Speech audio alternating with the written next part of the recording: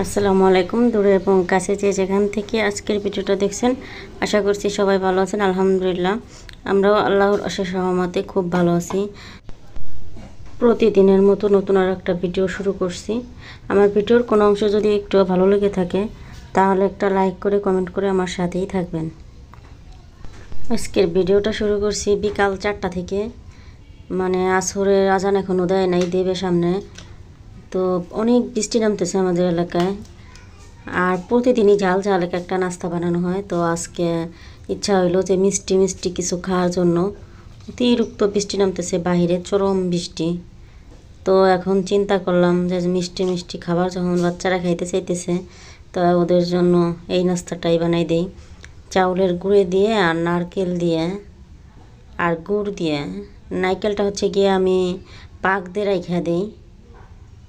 পাক দিয়ে বলতে অনেকগুলো নারকেল একবারে কাইটে চিনি বা গুড় দিয়ে, মানে নাড়াচাড়া দিয়ে চুলায় গরম করে এটা ডিপ ফ্রিজে ফ্রোজেন করে রাইখা দিই।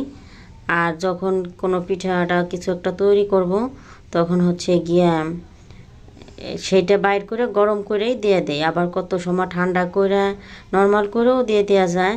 তো ঝামেলা থাকে না, নারকেলের যে একটা ঝামেলা ভাঙরে, এই অলসতার কারণে দেখা যায় পিঠাটা খাওয়াই হয় না। তো এই জন্য আমি অনেকগুলো একবারে ভেঙে এইভাবে রেখে দিই, যখন মন চায় তখন বের করেই খাওয়া যায়। 10 মিনিট আগে বের করে নর্মাল করেই খাওয়া যায়, এই জন্য আমি এইভাবে রেখে দিই। তো মিঠাই গুড় যেটাকে বলে খেজুরের গুড়, সে গুড়টাও দিয়ে দিলাম, আবার কিছু চিনিও দিয়ে দিছি। কারণ চিনি গুড়ের মিশ্রণে একটা পিঠা তৈরি করলে পিঠাটা অনেক মজা লাগে। তো আমি পিঠাগুলো ভেজে নিতেছি, একদম মচমচে করে ভেজে নিতেছি। নারকেল যেহেতু বেশি বেশি দিছি, তো বাচ্চাকে খুব পছন্দ হবে। একদম মচমচে পিঠা হয়েছে। মানে চাউলের গুঁড়ি দিয়ে পিঠা তৈরি করলে সাথে একটু কর্নফ্লাওয়ার যদি দেওয়া হয়, তাহলে মনে করেন বিস্কিট যেরকম 5 দিন 1 সপ্তাহ মানে ঘরে রেখেও খাওয়া যায়, এই পিঠাটা নষ্ট হয় না। নর্মালে রেখে 5 দিন পর্যন্ত খাওয়া যাবে এই তেলে ভাজা এই পিঠাটা। আমার কাছে খুবই ভালো লাগে, বিস্কিটের মতো লাগে। আমার বাচ্চারাও মাঝে মধ্যে এই পিঠাটা খাইতে চায়, নারকেল দিয়ে চিনি দিয়ে চাউলের গুঁড়া দিয়ে। আমি মাঝে মাঝেই ওদের জন্য তৈরি করি। আর তৈরি করে রাইখে দিলে দেখা যায় অনেক দিন খাইতে পারে, 4-5 দিন খাইতে পারে।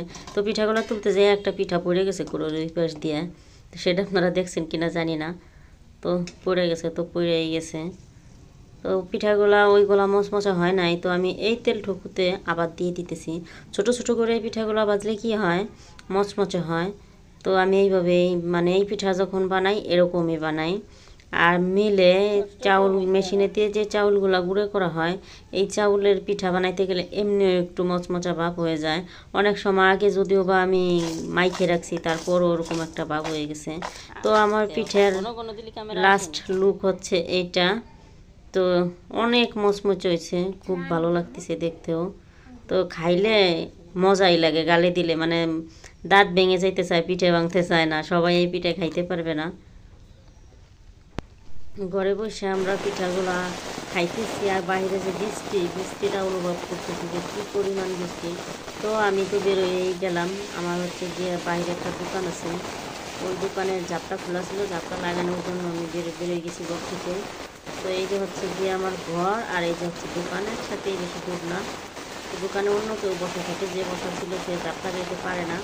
তো আমি যে ঝাপটা লাগাই দিয়েছি। আর এই যে হচ্ছে গিয়ে আমার পানি, উপরের যে চালের যে পানিটা, এই ড্রেন দিয়ে যাইতেছে। আর ড্রেনটা হচ্ছে গিয়ে দোকানের তল দিয়ে গেছে। এই যে হচ্ছে গিয়ে আমার খরগোশের ঘর। এই যে লাউ গাছ লাগাইছি, লাউ গাছগুলো মাটি দিয়ে নিয়ে উপর বেড়ে যেতেছে। এত বৃষ্টি, মানে বৃষ্টি যদি দেয় ইচ্ছা মতো দেয়, আর গরম যখন পড়ে তখন ইচ্ছা মতো গরম পড়ে। এই জায়গায় অনেকগুলো ছাগল বান্ধা ছিল, তো ছাগল সবগুলো ঘরে নিয়ে হয়েছে, একটা ছাগল নেওয়া হয় নাই। সেইটা ওই যে এক কোনার মধ্যে যে বসে রয়েছে। তো ওর অনেক কষ্ট হইতেছে, কিন্তু ও বেরোয় না, ও এখানেই থাকবে। আর পানি ধরার জন্য পাত্রের তো অভাব নাই, মানে দিন দুনিয়া ভরে ফেলাইছি পানি ধরে, অনেক কিছু করছি। মানে 5টা-6টা ডিরাম, পাতিলা, মানে কোনো কিছু বাকি নাই। এখন মন চায় আরও কিছু থাকলে আরও করতাম, কিন্তু আর কিছু। এত বৃষ্টির পরে যখন রোদ ওঠে হঠাৎ করে, তখন কি অবস্থা, হাঁসগুলা এতক্ষণ ভিজা একদম মানে ফেউসের মতো হয়ে গেছে গা। এখন হাঁসগুলা ঝরঝরা হয়ে গেছে। তো এই যে একটা পাকের ঘর, আমাকে পাশের বাড়ির ঘর, পাশের বাড়ি না, আমাদের বাড়ির উপরই, মানে আমাদের ঘরের পাশে ঘরটা। তো সেই ঘরের ভিতরে যে হচ্ছে হাঁসগুলা খুব খুশিতে আছে। আর রোদ ওঠার সাথে সাথে যে বালু মাটি তো বাড়িঘর শুকাই গেছে। এই যে এখন মনে করেন যে পাও ফেলান যায় না মাটিতে একটু সময়ের মধ্যে, এতটাই গরম হয়েছে, জুতাগুলো আগুনের মতো হয়ে গেছে, জুতা পায়ে দেওয়া যায় না, দরজা এসেছিল বলে। আর এই যে ছাগলগুলা খুব মজা করে এখন খাইতেছে, এতক্ষণে তিমির মতো ছিল। তো বাচ্চাগুলাও বেরোয় গেছে ঘর থেকে।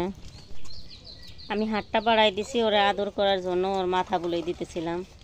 ও কিভাবে কিভাবে আমার হাতটারে ওর মুখের সামনে মানে আমি দিছি, আর ওই যে চাটতেছে। আদর করার জায়গা, ওরা আমি আদর করতেছিলাম কি ওই আমার আদর করতেছে। এই হলো গিয়ে পরিস্থিতি হাঁসের। সময় বৃষ্টি হয়েছে, রোদের প্রয়োজন পড়ে নাই। রোদটা আসতে না আসতে মা পেঁয়াজগুলা নাইড়া দিছে। হাঁস মুরগি গরু ছাগল সব বাইর করে ফেলছে। বাবা কুশের কাইটা এনে যে কুশারির আগাগুলা রাখছে, এই আগাগুলা হচ্ছে গিয়া আর 2 মাস পর এই আগাগুলা লাগাইলে আবার বড় বড় একটা কুশার হইব। 3 মাস আগে আমি কলা গাছগুলো লাগাইছিলাম, আলহামদুলিল্লাহ আমার কলা গাছগুলো অনেক বড় হয়ে গেছে। নতুন বাড়ি তো গাছ লাগাইছিলাম হচ্ছে গিয়ে ভরসা করে যে মাটিটা ধরে রাখবে, কিন্তু না, বৃষ্টি এত বৃষ্টি দিছে, এই যে এই সাইড দিয়ে মাটি ভেঙে বেরোয় গেছে, মানে ঘরটাই ভাঙতে পারে নাই। এই হচ্ছে গিয়ে আমার এলাকার পরিস্থিতি। সাইডে একটা পুকুর, ওই পুকুরের ভিতরে হচ্ছে গিয়ে বৃষ্টিতে ভেঙে নিয়ে যায়। কিচ্ছুই করার নাই, পরিস্থিতির শিকার। আল্লাহ যে জায়গায় না ফেলাইছে সেই জায়গায় থাকতে হবে। সব জায়গার মাটি কাটার মতো সিস্টেম হয়ে পারে নাই। অনেক টাকা লাগে মাটি কাটতে। আমি প্রায় 2.5 লাখ টাকার মাটি কাটছি এইটুকু একটা বাড়িতে।